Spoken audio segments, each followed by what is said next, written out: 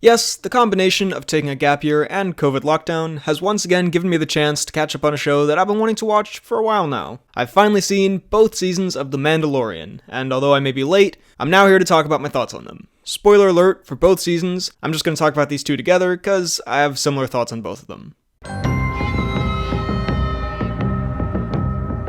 So as many of you know, I'm a pretty casual Star Wars fan. I've seen all the live action films, and I've enjoyed, I'd say, most of them, but I haven't read any books or comics or seen any of the TV shows until now. Not because I hate this world or this franchise, I just never really got into it. But this one got my attention a bit more. First of all, I wanted to see what kind of content we were going to be getting for the big franchise TV shows on Disney Plus now. And also, it sounded like my favorite aspect of the Star Wars world, the Han Solo, Boba Fett, more bounty hunter, badass western shootouts kind of vibe. And while it is more or less that, the ways in which it differed from my expectations were also quite good. First things first, I really loved the western style and tone of the show. There are very obvious visual nods and story parallels, especially in the first episode of Season 2, but just the general vibe of the mysterious lone gunslinger who's ruthless but has a heart of gold. It's a really fun way of exploring the Star Wars world from a familiar angle, but a new one to this franchise. Plus, there's quite a bit of the scenery. Even Mando's theme is a bit Morricone-esque. And on that exploring the Star Wars world thing, while I for one haven't gotten super into all the expanded Star Wars stuff, I really love the idea of the Star Wars world, that being basically this open sandbox of an entire universe where the various people who come in to work on projects can add in creative worlds, creatures, threats, weapons, cities, buildings, all this stuff. I really enjoy when a fantasy world is expanded on because there are so many new creative things to do here, and Star Wars is like the ultimate fantasy world because it's an entire universe. So while it does have familiar elements that tied into the original films, I really enjoyed the new stuff we got to see from this universe in these seasons.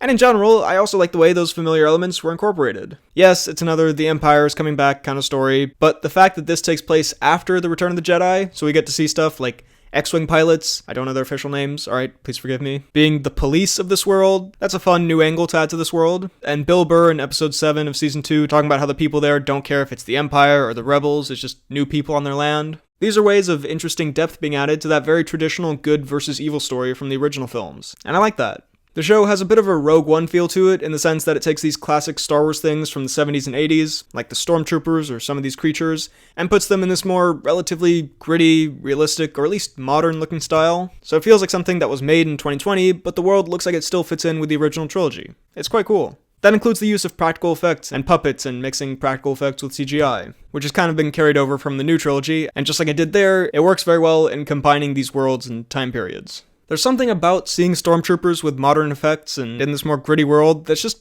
cool to me. I don't know why. I also love the new additions to this that were made for the show, but feel like they could have been from the 70s, like that tranquilizer ray gun that Moff Gideon uses. And same with the score. It's a more modern score, but incorporates elements of the more triumphant Star Wars music we're used to, and fits perfectly for this hybrid modern show that also has those 70s Star Wars elements to it. The effects and visuals of the show are also fantastic, and so is the scale of it. And this was the big question I had about these Disney Plus shows. Something like the first few seasons of Agents of S.H.I.E.L.D. really feels like a TV show to me. Like, there's a big difference between the movies and the TV show. And by the way, that's fine. I mean, it is a TV show. It doesn't have the budget of the movies, and that's not what they were intending. But here, this is top movie quality in every respect. The story just fit better to the longer form storytelling of a show. It's very impressive. This wall projection instead of green screen thing had me a bit skeptical at first. I thought maybe it would take me out of it, but no, it's not noticeable at all. Everything looks totally real, and it's actually such a cool piece of technology, because of the ways it's actually much better than green screens, for example with more realistic lighting and reflections, and giving the actors more to work off of. And yeah,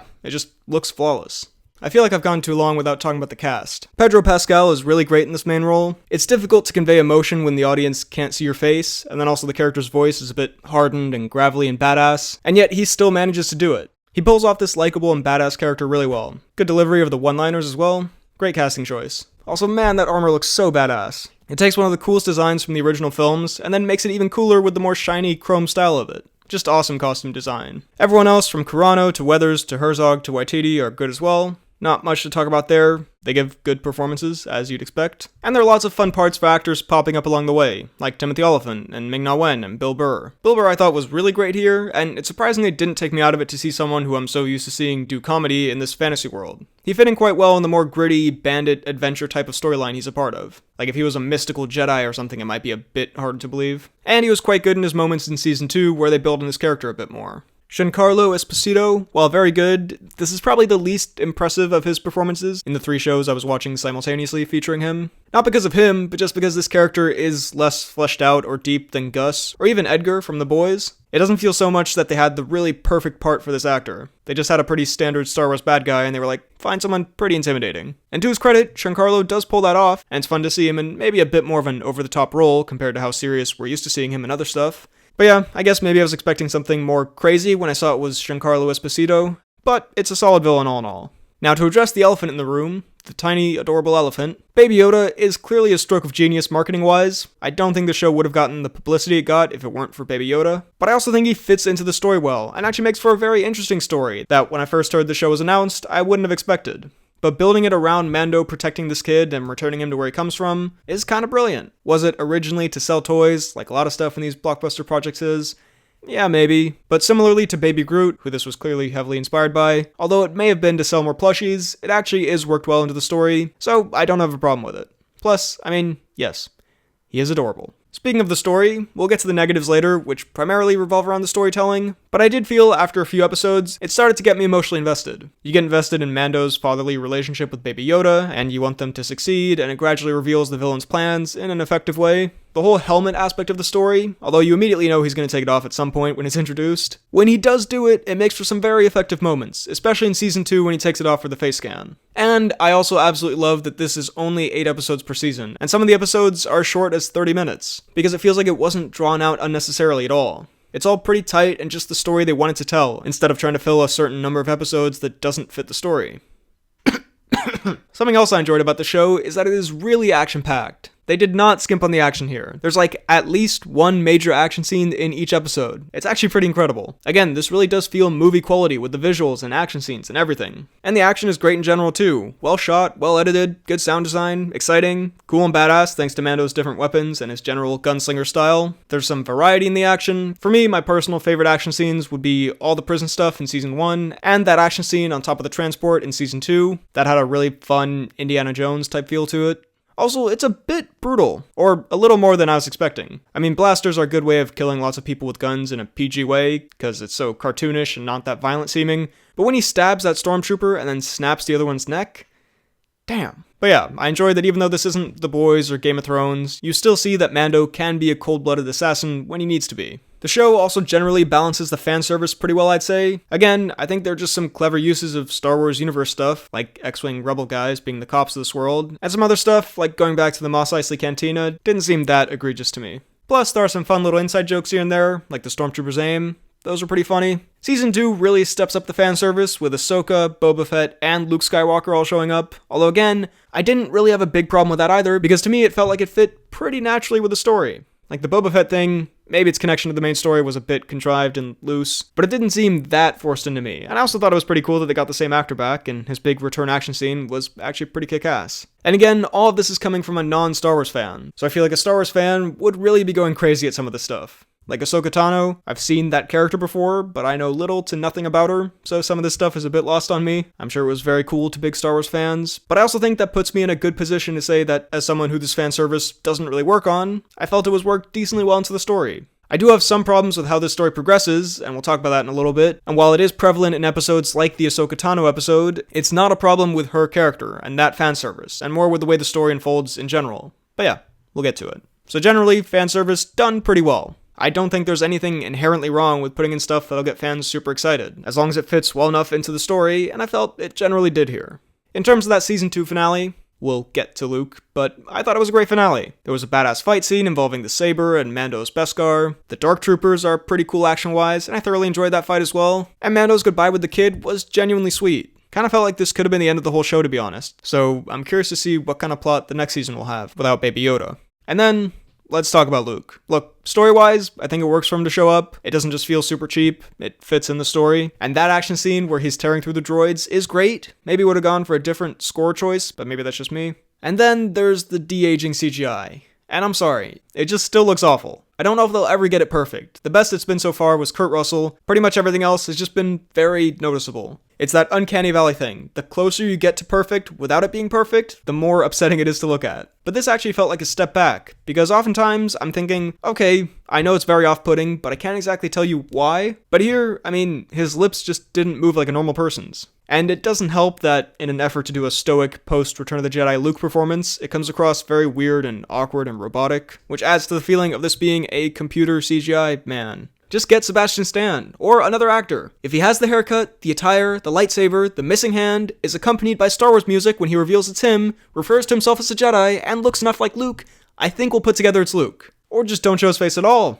I don't know, I feel like there were a lot of better ways to do this ending, technically. Not story-wise, but just visually. And hey, now we can transition into my complaints with the show, where I have two main things, and then just a couple of minor complaints. Firstly, I just feel like the show got off to a slow start, not action-wise, but it took me a while to get into the show, because I watched the first couple of episodes, and I was like, yeah, this is solid, but nothing about it really hooked me. I felt they were quite hollow-feeling episodes. Like, all the visuals and cool action were there, but in terms of story and character, it just felt quite empty. But around episode 3 or 4, it really picks up. While season 2 gets off to a better start, I did still find the first half of that also just not as compelling as the best parts of season 1 or the later parts of season 2. Again, it's solid, it's not bad, but I found myself wanting to do something simultaneously, like look at my phone or edit or something, at more points in season 2 than season 1. But again, generally it's quite good, and for season 2, it really picks up around episode 5 or 6. My other major complaint is occasionally the story structure got a bit repetitive and dull to me, and it felt a lot like a video game sometimes, with each episode being a new side mission. There is an overarching story, and that's good, and I do like exploring this universe and seeing fun new planets and creatures,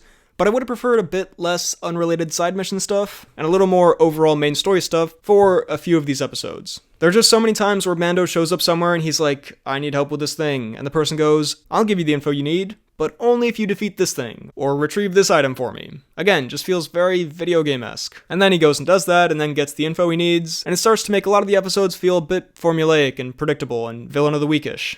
Or side quest of the week. It also really leads to a lack of a sense of urgency in the plot. Especially in season 2, where he has time to do all this stuff, it doesn't really make it feel like the main story is that important, or there's a lot of tension and the Empire might find them and get the child. It makes the main plot kind of move along at a bit of a more leisurely pace than I would have liked.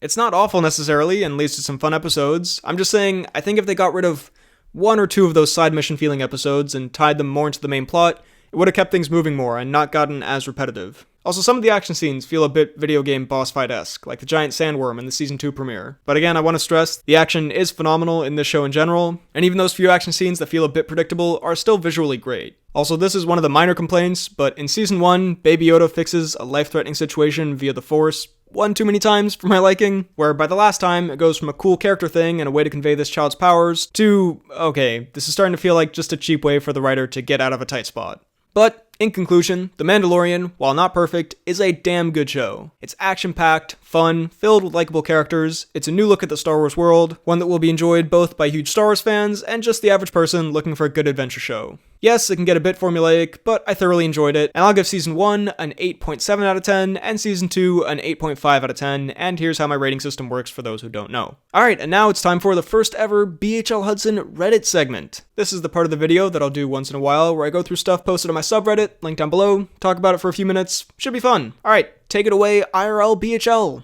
That was terrible, I'll never say that again. 3, 2, 1, sync. Alright, look at that. It's the first ever Reddit segment. Want to try something new? Here we go. Why not? Yes, I am trying to grow a beard right now. Is it working? Firstly, BHL Hudson Discord. Yeah, there's a link there. I have a Discord. Don't have Discord, don't know how to use Discord. But there is a BHL Hudson Discord if you want to use it. Maybe I'll use it sometime. Congratulations to me. I'm the 10th member of this Reddit page. There you go. Big upvote there. If BHL's here, do not read. Fans can, though. Alright, I do as you command.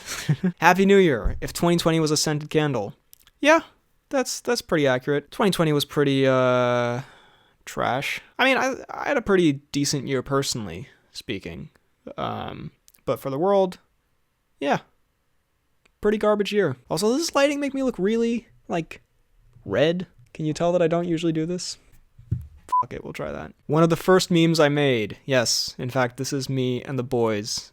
In case you don't know, I have a podcast that I do with a friend of mine called Frederick. That's him right there, the ginger. And we have a fan page on Instagram where Kian makes memes about various things. And here we're joined by John Hamm, Dwayne Johnson, and Josh Gad. Oh my god, that's not Josh Gad. That's that's actually from Kingsman. Wow. Very, very easy to confuse those two. Yeah, to be honest, this would take too long to explain why we're joined by these three men. Just listen to the podcast. It's a solid, if not incredibly stupid time. There's Kian's YouTube channel. Kian does a ton of good work for the pod and everything, so shout out. Video recommendations. The best and worst of Die Hard, and ranking Edgar Wright's filmography. The Edgar Wright one is in the works. I don't know when that'll be done. But yeah, all of his movies are some of my favorites. Like the Cornetto trilogy and Baby Driver are some of my favorites. And then Scott Pilgrim's also really good. Yeah, I would love to make a full video on them. And I'm going to. And Die Hard as well. I'll get to it eventually. Right now I'm kind of trying to make shorter videos, kind of one a week, and then have a really big video once in a while. Like I'm working on a really big best and worst for a series of films that a lot of people have wanted for a while, and it's going to be probably like over an hour long. I don't know when that's going to be out. It involves watching like 24 films, so that's something. But yeah, once I kind of get rolling again, I would love to do more best and worst. And Die Hard would definitely be on the list. Repost BHL Please Don't Read again. Goddamn. Why is there so much secret stuff on my Reddit? Cinema Geek posted, Cinema Geek is here with an extra spicy meme that I spent way too long making. And it is, in fact, Stargirl in the place of Starlight, because in my Boys review, I consistently referred to Stargirl as Starlight. No. Starlight as Stargirl. It happens, alright? I'm totally a professional, but also I make these very simple mistakes. It's funny, because I'll always, consistently, I'll record a video and then edit it, and then I'll realize, oh, I totally messed this up for the entire video, and I have to put in this little stupid note thing in the corner. I don't know, I wish I would like to have less and less of those notes things in the corner of my videos. But I just keep thinking of stuff when I'm editing. I'm like, oh, I should have said this, and then I just put it in. Anyway, good meme, though, to be fair. How do I give an award on these things? I've seen people do this. I watch KSI and PewDiePie Reddit videos occasionally, and they give awards. Do I have to pay money to give awards? We'll think about that. And finally, we have a BHL Hudson Lounge. I'll be honest, I have no idea what that is, but it sounds exciting. It's live. Not gonna click that. I'm scared I'll go live or something. I'm really new to Reddit, alright? I don't know how this works. And a petition to have me change my hair to be red like Woody Harrelson at the end of Venom from a few years ago, I believe. How many is that on? 27 have signed that petition.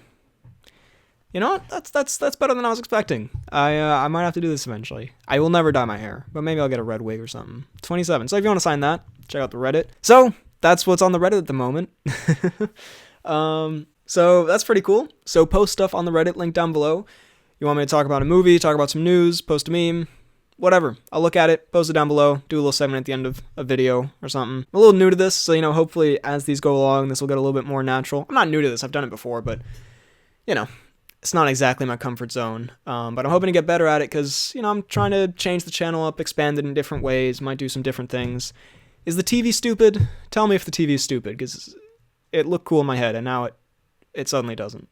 So yeah, post on the Reddit, and I'll check it out. That's been the first Reddit segment. Pretty epic, if you ask me. Alright, back to the video, I guess. So, those are my thoughts on The Mandalorian. Do you agree or disagree with my review? Let me know all of your thoughts down below in the comments. While you're at it, be sure to like this video, check out my Instagram and Twitter at BHL_Hudson, check out this podcast I do with a friend of mine where we talk about movies, TV, all that kind of stuff, called The Poorly Planned Podcast, and subscribe for more videos like the one you just watched. Thanks for watching, and I'll see you next time.